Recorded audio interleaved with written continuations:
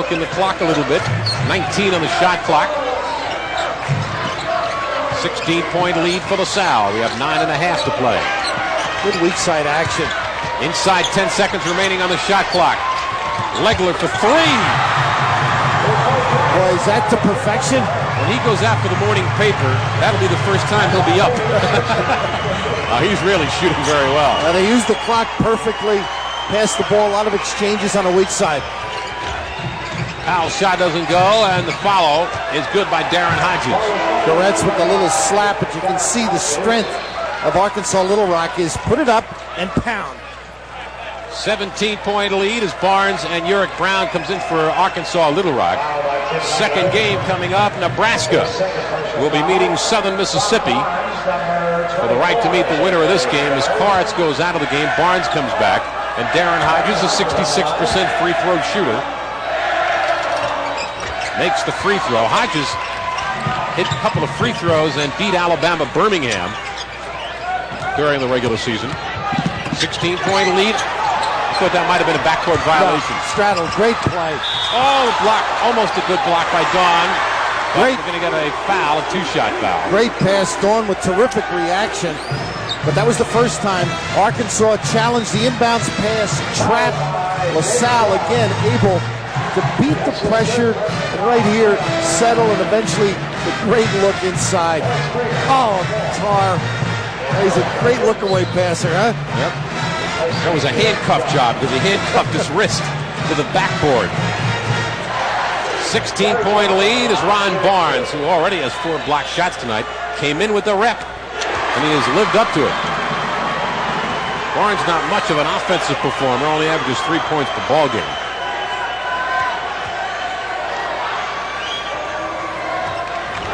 Cans both free throws, only a 50% shooter, and it's an 18-point lead once again for the Explorers. 1-3-1. Mix it up a little bit just to make it a tougher look, or tougher angle each time down for Arkansas. Springer looks for Brown. He's the three-point shooter. He lets it fly and hits it. Uric Brown with 11 points and his third three-point field goal. It's a 15-point lead, and the ball thrown away by Craig Conlon with 8:42 remaining in the second half. Once again, that pressure. LaSalle looking for the timeout now because they haven't seen that look once before on the ball. So Speedy Morris calls a timeout for his LaSalle Explorers. They lead it by 15. We'll come back to Madison Square Garden in a moment. The 50th anniversary of the National Invitation Tournament. And our first game, LaSalle and Arkansas Little Rock, and all LaSalle. They lead by 15. If they were to win, as you can see, the reason why, they have made 9 three-pointers tonight, 160 for the season.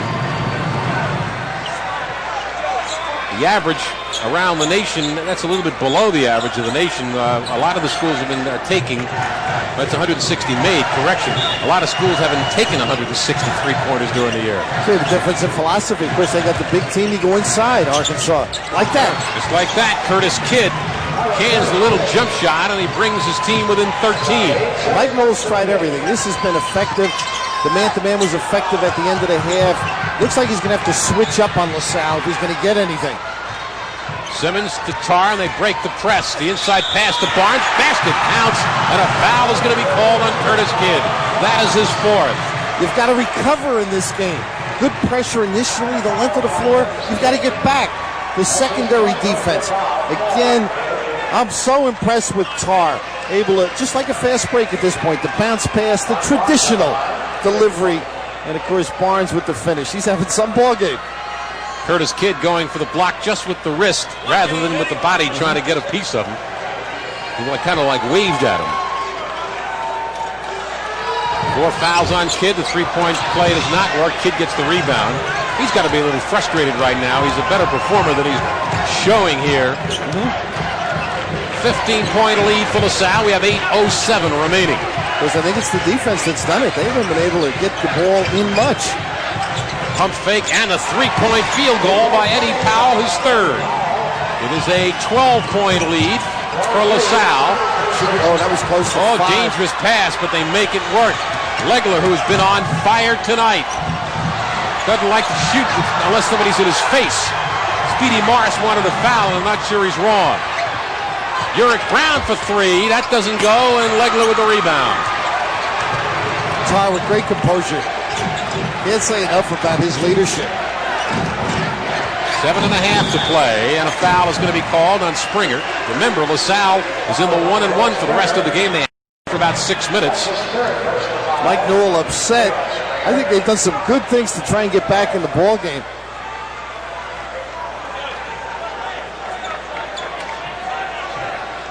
You think I'd have the jacket on? That'd be more like Speedy, I think, huh? Nah, I don't know. No, I picture you as being a more mature Mike Newell version. Not too often. By Fisher. Not too often. I didn't light up many cigars in my career. Well, you started getting into the good cigars when you retired from coaching. Then you could afford it. LaSalle seems to be trying to get free against the press on their own. I think they're going to have to run a bump or a screen to get people free. Collins been stuck with that ball. He gambled on that last pass. Lionel Simmons cans 2 of 2 from the line. He has 19 points in the game. It's amazing. He just jumped up and now has 19. He had 8 at the half. It's a 14-point lead for LaSalle with 7:20 remaining. 1-2-1-1. They haven't done this. Didn't get anything out of it, but it's another look. Makes the offense think a little bit. Try to work it around to Eddie Powell, who is a good three-point shooter. Here he is down in the right corner. Has the shot blocked. Good recovery by Hodges.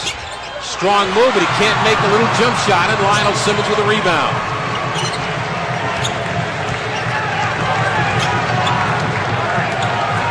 Less than 7 minutes to play in the game, and LaSalle leading by 14. A lead that once was 18. Now LaSalle trying to take a few numbers off the clock. They've extended that defense. It has a 1-3-1 look, but they're not trapping out of it. Simmons was fouled as he dribbled by.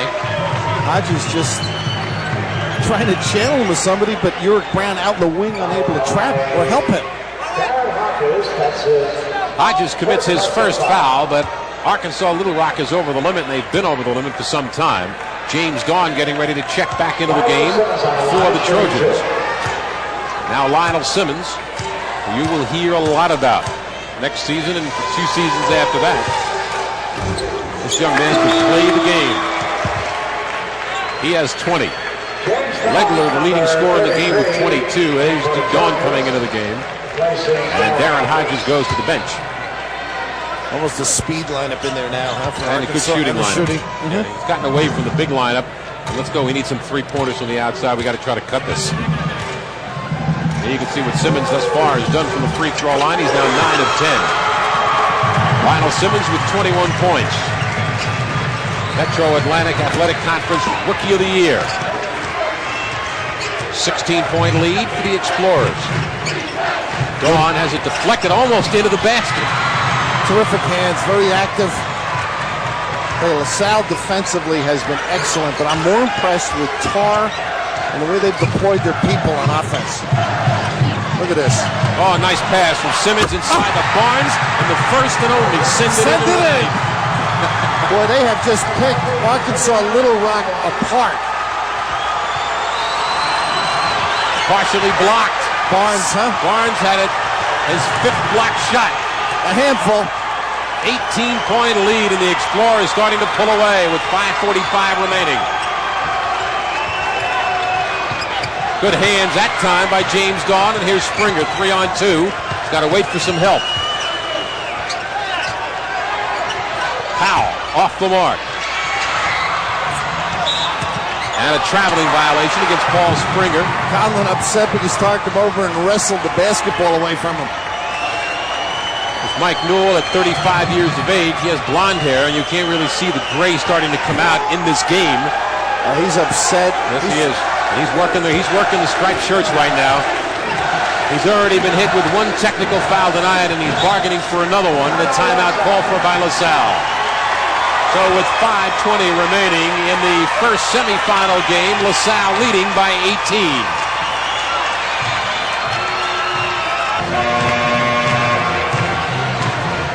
You know, when we walked into this building tonight at Madison Square Garden, Mike Newell, watch this. This is one of the reasons why Raftery got out of coaching. He is really after them. He's trying to get his club into it, trying to get the officials to get involved. You know what it looks like? It looks like a foreign movie, and the voice track is off the mark. The energy. Here comes the prey. Hop along. That is cute. For us, not for him. No. Mike Newell, once upon a time when he grew up in Indiana, scored 54 points in a high school game. As you look at the cut, Simmons, and the send it in by Barnes. And all of that by excellent camera work down under the basket. Richie Tarr with 11 assists, too. He didn't get credit for that one, but he made the pass that led to the pass. I started to say before we came into the arena, Newell was sitting all by himself, looking over the building, and I said, you're not really mesmerized with the bigness of Madison Square Garden, because you've played in Mackey Arena at Purdue, scored 54 points in high school, so the big-time arenas don't really frighten you. He says, no, we're looking to build a new arena. They play in 5 different home court sites. And win at all of them. Yeah. Once again, LaSalle able to handle the initial pressure. Good ball movement all game long. 5 minutes remaining, and LaSalle will be in the championship game. The dish from Barnes with the bad shot. Well, it was a high percentage shot. He just didn't take it very well. But Tarr has 11 assists, as Bill Raftery indicated. He's played an excellent floor game. He's become your favorite tonight, hasn't he? Yeah, he sure has. He's just run the club, barking out orders defensively. Pretty active. Here's the flat 3-2 now. Playing good defense. Dawn for the pull-up off the front iron. Missing the tip was Hodges, and Conlon comes out with it. They got a 2-on-1. There's Tarr, and gets hacked just a bit by Springer. We had Clyde Frazier on at the half, and that's what Walt Frazier did beautifully. A little pump, gets you up. Coming out of the game, Curtis Kidd, number 44, and Darren Hodges comes out of the game. Now you love this when this particular player shoots 78% from the free throw line. If you got a guy shooting 35 and he does that, you'll yank him. That's right. LaSalle has advanced further in postseason play than any team in the 6-year history of their conference. They've done very well. Donnie DeJulia, the commissioner of the MAC, saw him earlier with his son Chris, who he switches. He's a St. Joe's fan first, because that's where his dad went, but he'll even root for Villanova on occasion, but not against St. Joe's or LaSalle. Tarr has 17 points. Koritz has 12, Simmons has 21, and Legler 22, 4 in double figures for the Explorers, who lead by 19, their biggest margin.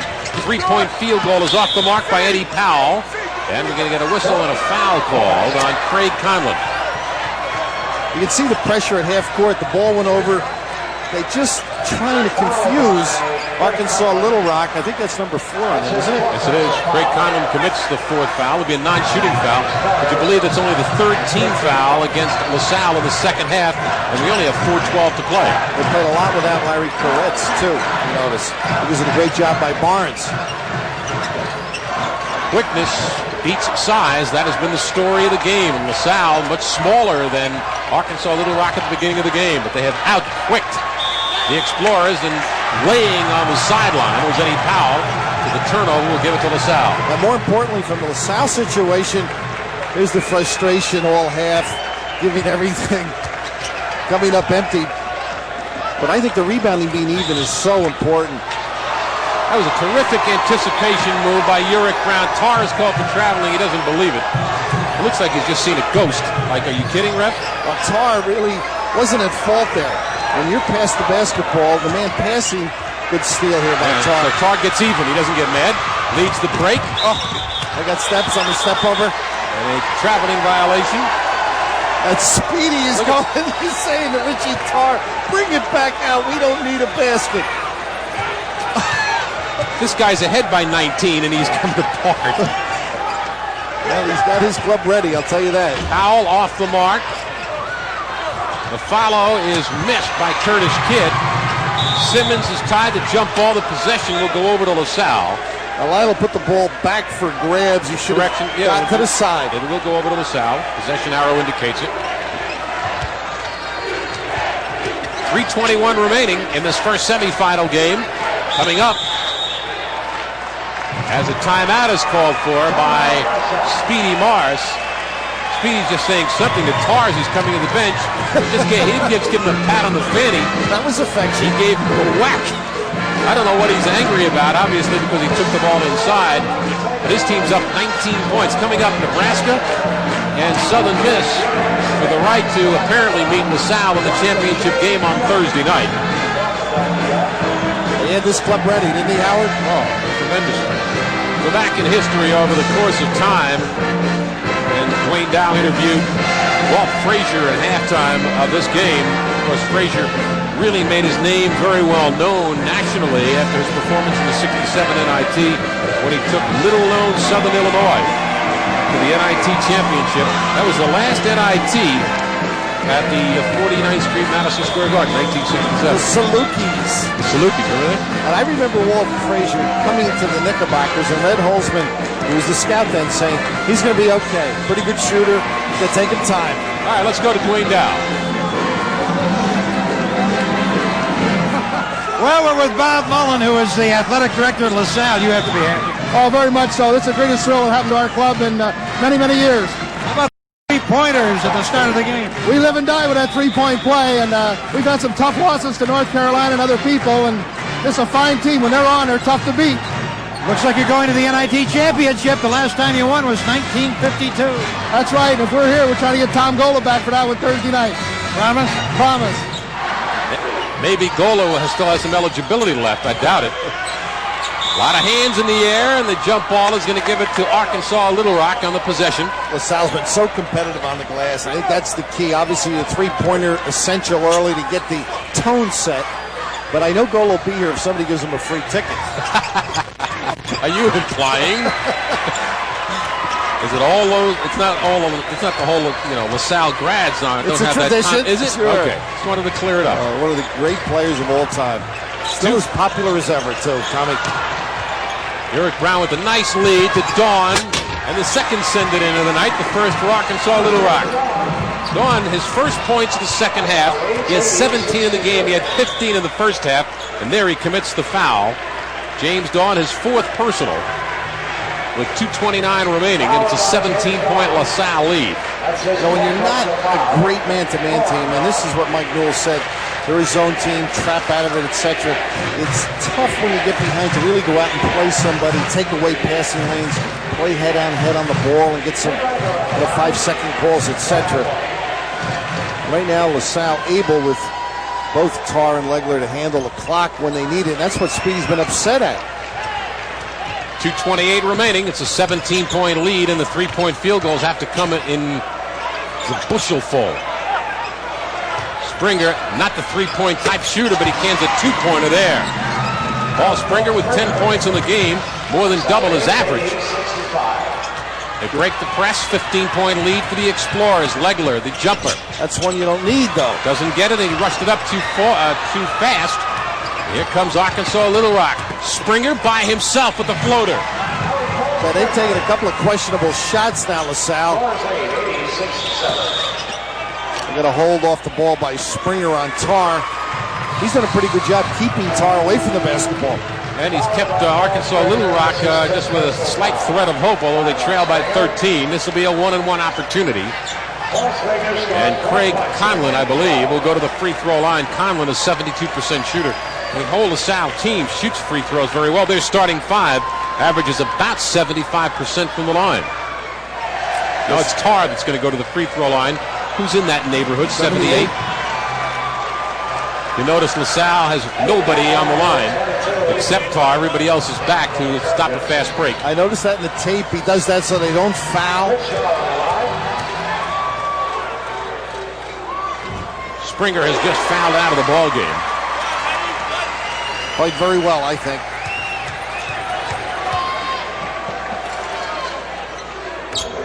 Tarr makes them both. He has 19 points. It's a 15-point lead for LaSalle with a minute and 45 to go. Paul Springer, who fouled out of the game. James Dawn to the basket, and a foul is going to be called. Lionel Simmons over to help out. Simmons, that's only his first personal foul of the night. Speedy's right, they don't foul out. LaSalle as a team only has 4 team fouls in this half. James Dawn of the line, a 69% shooter for 2. This year's NIT field included 14 20-game winners. LaSalle now becomes the 20-game winner after this game tonight. Arkansas Little Rock already had won 26 ball games. Little Rock doing a good job hanging tough. Trying to stop the clock. It's a 13-point game. Personal foul is whistled on 33 James Dawn. If it is on Dawn, that is his 5th. When you don't close that trap up, some guys are so good at dribbling through. It was Darren Hodges they called the foul on. So LaSalle will go to the line with a 13-point lead and only 1:37 to play. Attendance has been up at the NIT. It's up in total about 3,000 from last year. 8 sellouts thus far, including the Nebraska-Arkansas game, which had almost 15,000. Danny Nee, happy to be back here. How with his Nebraska team? Oh, we're going to see Danny Nee's club in just a little while. Nee was a teammate of then Lou Alcindor at Powell Memorial, which turned out a lot of quality ball players. That school's closed now. 15-point game. Dawn for 3. Off the front iron. He doesn't get it to go, but he gets his own rebound. Try to baby that one home and guide it through. Hodges with the drive. Minute and 18 to play, and it's a 13-point lead again with LaSalle on top. Simmons really set it up for Legler there to inbound the basketball. They can't be choosy of who to foul. You just got to foul somebody and stop the clock. Although I'm not sure that much is going to help with 1 minute and 2 to play. I can't believe they haven't tried to foul anybody. They can't get there quick enough. They're not used to going after people. Here's one right here, and a blocking foul is going to be called on Hodges as he fouls Legler. Took him a long time to commit a foul with 49 seconds to play. And now the LaSalle fans finally realize that their team is just about there for the championship game, and Speedy Morris is going to clear his bench. What little there is of it is only 3 people that are going to come off. Ken Palsuski, Gary Jones, and Bob Johnson will come into the game for LaSalle.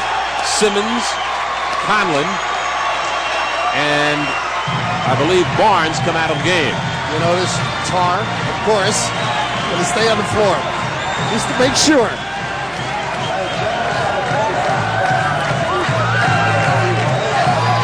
So LaSalle will be in the championship game on Thursday night at 9 o'clock Eastern time. And their opponent will be either Nebraska or Southern Mississippi. Mirror image type basketball teams. They're kind of similar in style, similar in size. Play the same kind of game. A very impressive job by Speedy, and of course his leader Tarr. They were ready, weren't they? Oh, right from the beginning. I mean, hitting their first 3 3-point field goals of the night. The first 3 shots taken of the night, no less. And within a minute and 10, LaSalle was up 9-0. Well, it puts that theory to sleep that it's different coaching in high school than college, I think. Speedy. Doesn't get it to go, and it was swiped by Powell, but he committed a foul in the process. Eddie Powell commits the foul. It's a 15-point lead for LaSalle with 42 seconds to play. 35-year-old Mike Newell, whose record is 66 wins and 34 defeats in his 3rd year at Arkansas Little Rock. Interesting to note that Jim Calvin, his assistant, was Newell's high school coach. Still says he's got to do a great job or he'll get rid of him. Oh, Newell, no loyalty. He was kidding him before the game. He said, I made Calvin a brilliant man. Played for him for a couple of years. 25 points for Tim Legler. I haven't seen this jubilation at LaSalle since I left. Is there something, is there a thread? Well, they were glad to see me gone. It's a 17-point lead for the Explorers with 40 seconds remaining. Powell for 3, way off the mark. Dawn with the follow, doesn't get it to go. Hodges with the dunk. And a timeout is called for. Mike Gold saying stay right there. And he told his players to stay out on the floor. He just wanted to stop the clock with 29 seconds remaining. Arkansas Little Rock still has 2 timeouts left. This is Palsuski. And Legler with 20 seconds remaining. It's knocked to the ground, no foul. And Tarr. Describe that one. I can't. There is no description. 23-point night for Tarr on the steal with 9. Tarr with a little showtime. And Johnson with a lay-in. That's going to be the last basket of the game, probably. 92-73 LaSalle. And the Explorers, look at this. The fans are out on the floor. You'd think they just won the national championship. Beautiful to see. Their second appearance in the NIT championship game. The last one was 35 years ago. They won it 35 years ago, beating Seton Hall by 4. And right now you'd think they just won the NIT, NCAA, Super Bowl, World Series, and NBA championship. Look like all of South Philadelphia just stormed onto the floor. It's a heck of a win for LaSalle, and a convincing win of 92-73. Speedy Morris standing by with Steve Grad. Thank you, Howard. Congratulations, Coach. Your first year with the men's team. Look what you're taking them to. Thanks, Steve. We're really proud of our kids. They work very hard. We got new life getting in the NIT, and we're making the best of it. You really dispirited them with 4 straight three-point shots at the beginning. Was that your strategy? Well, we hadn't seen our zone in so long, and we have good perimeter shooters. Our guys' eyes just lit up, and we thought that we'd get the shots, and we're just hopeful that we would make them. It's a very good team we beat, and we got the good lead, and it was extremely helpful to us. You know, you're also resilient. You had those big leads. They cut it down to 4 several times, but you never wilted. Yeah, the kids don't quit. You know, sometimes it looks like we're panicking, but we don't. We've done it many times this season against some really good teams like Arkansas Little Rock. So I wasn't really concerned. Be able to come back because we have tough kids. Any prediction for the second game, Southern Miss and Nebraska? That's going to be a great game. I think that both teams are very well coached. I think Southern Miss has a few more athletes, but Nebraska has been playing very well too. So, Steve, I think it's going to be a great game. Did you make the adjustment okay from women's ball to men's collegiate ball? Well, Steve, I coached guys for 26 years before I took over women's for 2 years, so it was really no adjustment. That's right. Thanks a lot, Speedy Morris. Congratulations. We'll look forward to Thursday. Thank you, Steve. All right, and we'll return to the NIT at Madison Square Garden. But first, we'll have this message from your local stations.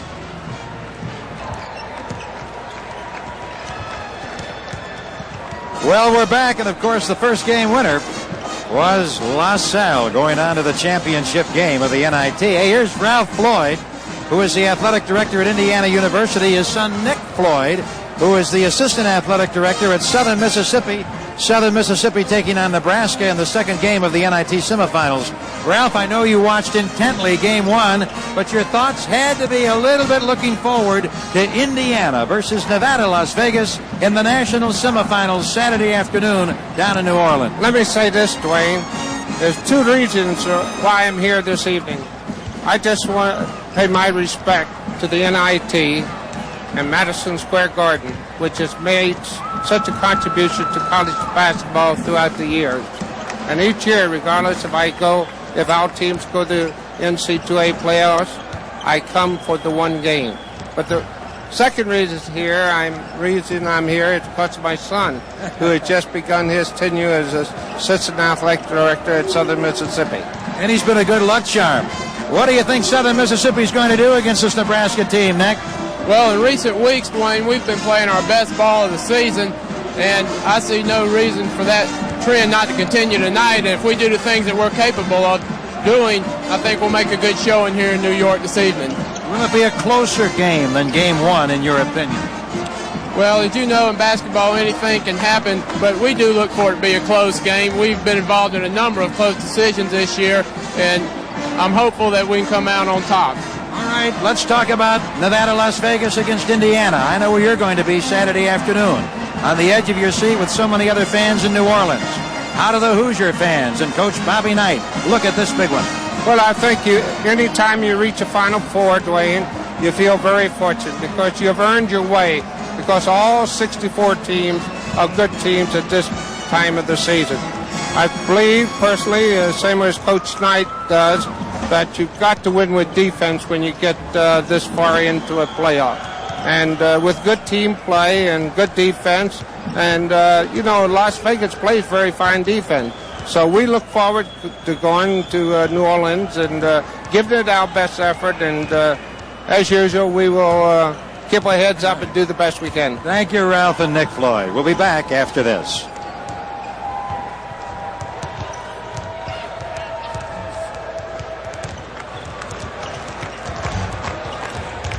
The LaSalle Explorers eliminated Arkansas Little Rock 92-73 in Game 1 of the National Invitation Tournament semifinals. And now I'm with the Boyle brothers, Ed and Tom, who live in Philadelphia, who just look in great shape after all these years. And let's go back to 1938 when Ed Boyle was a member of the very first National Invitation Championship team. The Temple team with Ed defeated Colorado for the title. Right. 50 years later, here you are back. That's right. Glad to be here. Thrilled. I can't imagine how well they play the game today. Did Brother Tom keep your scrapbook back then in Philadelphia? He did. Yes, and did a fine job. Yes. What kind of ball player was Ed, Tom? Pretty cool and dependable. Good guard. It scored upon when needed. Led the NIT in scoring, by the way, with 39 points. 39 points. Was that in one game or more than one? 3 games. Okay. Now, the championship game, noting the records, you defeated Colorado 60-36, and there was a very famous person on that Colorado team. Who was it? Whizzer White. Supreme Court Justice, Byron White. What kind of a player was he? Excellent. He scored 5 field goals and played well. Well, listen, it's great having you gentlemen with us. How old are you now, sir? In my 70th year. Great to have you back celebrating 50 years of the NIT. And we'll be right back after this from the NIT.